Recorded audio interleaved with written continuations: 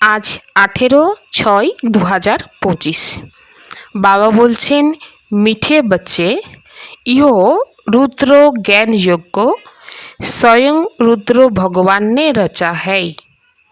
এই যে রুদ্র জ্ঞান যজ্ঞ স্বয়ং রুদ্র ভগবান বাবা ने রচনা করেছে, অর্থাৎ শিব বাবা। इसमें तुम अपना सब कुछ स्वाहा करो क्योंकि अब घर चलना है।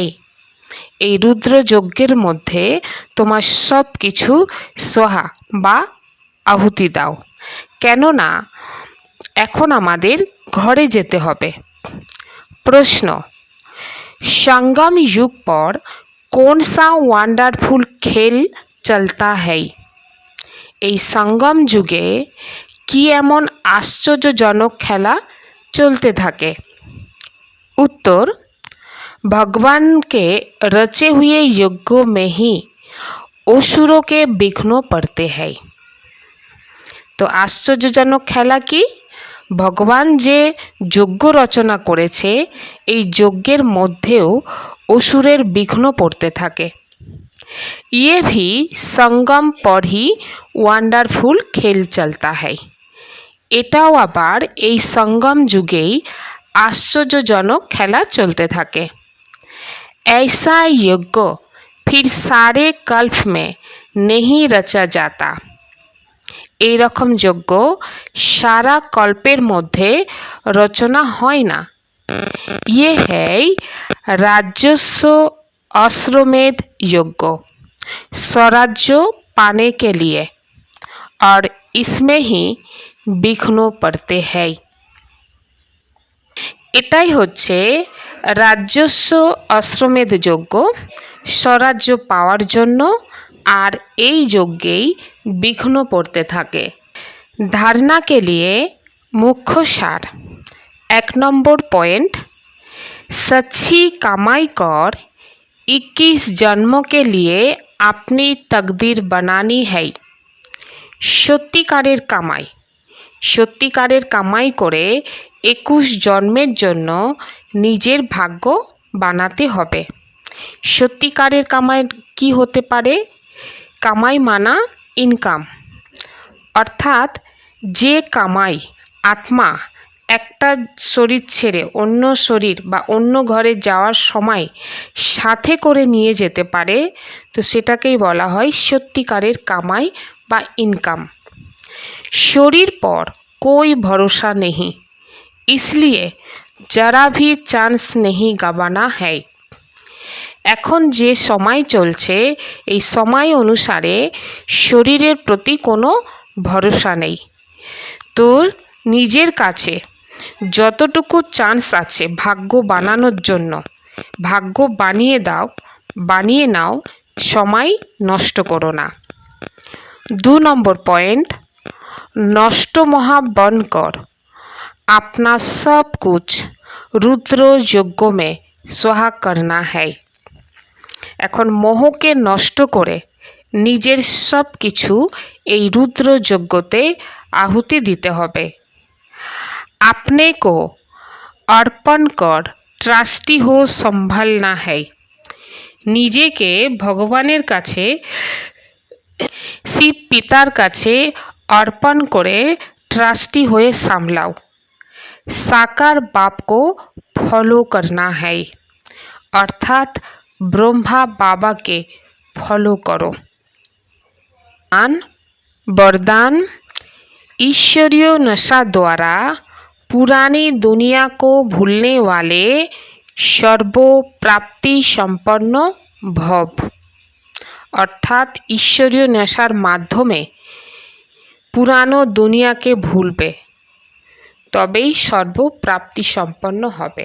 আর প্রাপ্তি সম্পন্ন হও। जैसे वह नशा सब कुछ भुला देता है, অর্থাৎ দুনিয়াতে মানব যেমন নেশা করে সেই নেশা সব কিছু ভুলিয়ে দেয়। ऐसे ये ईश्वरीय नशा दुखों की दुनिया को सहज ही भुला देता है। ঠিক সেই রকম এই ঈশ্বরীয় নেশা দুঃখের দুনিয়াকে ভুলিয়ে দেয়। उस नशा में तो बहुत नुकसान होता है। দুনিয়ার যে নেশা, মদ, বিড়ি, গাঁজা, এই সব নেশার আধারে মানুষের তো অনেক নুকসান বা ক্ষতি হয়। অধিক পিনে সে তো খতম হয়ে যাতে, এবং এই জিনিসগুলোকে জীবনে যত বেশি প্রয়োগ করে, অধিক পান করে, তো খতম হয়ে যায়। लेकिन ये नशा अविनाशी बना देता है। ঈশ্বরীয় নেশা আত্মাকে অবিনাশী বানিয়ে দেয়। সেই জন্য দুনিয়াতে কথা আছে না, সকল নেশাই সর্বনাশ, ঈশ্বরীয় নেশাই স্বর্গবাस। तो जो सदा ईश्वरीय नशा में मस्त रहते वह सर्वप्राप्ति संपन्न बन जाते। যে আত্মা সর্বদাই ঈশ্বরীয় নেশাতে মস্ত থাকে, মস্তিতে থাকে, তো সেই আত্মা সর্বপ্রাপ্তি সম্পন্ন হয়ে যায়। एक बाप दूसरा ना कोई, ये स्मृति ही नशा चराती है। যে আত্মার বুদ্ধিতে এক বাবা दूसरा না कोई, এই স্মৃতিরূপী নেশা চড়ে থাকে, তো তার ভাগ্য তো বাড়তেই থাকে, অর্থাৎ উন্নত হতে থাকে। তো इसी স্মৃতি সে সমর্থি আ जाती, এই স্মৃতিতেই समर्थी এসে যায়। স্লোগান, एक दो को कॉपी करने के बजाय एक बाप को कॉपी करो। একে অপরকে নকল করার পরিবর্তে এক বাবাকেই নকল করো। अच्छा, अव्यक्त इशारे, आत्मिक स्थिति में रहने का अभ्यास करो, अंतर्मुखी बनो। अंतर्मुखी रहने वाले ही हर ज्ञान रत्नों की गुच्छता में जा सकते हैं। যে আত্মা অন্তর্মুখী অবস্থায় থাকে, তো সেই আত্মা ঈশ্বরীয় জ্ঞানের রত্নের যে গুহ্যতা, গভীর রহস্য, তো সেই গভীর রহস্যর মধ্যে যেতে পারে। ज्ञान की हर पॉइंट का राज क्या है और किस समय किस विधि से उसे कार्यों में বা সেবা में लगाना है। জ্ঞানের প্রতিটা পয়েন্টের রহস্য কি, কোন সময় এবং কি বিধি দিয়ে সেই জ্ঞানকে কাজে বা সেবাতে লাগানো যায়।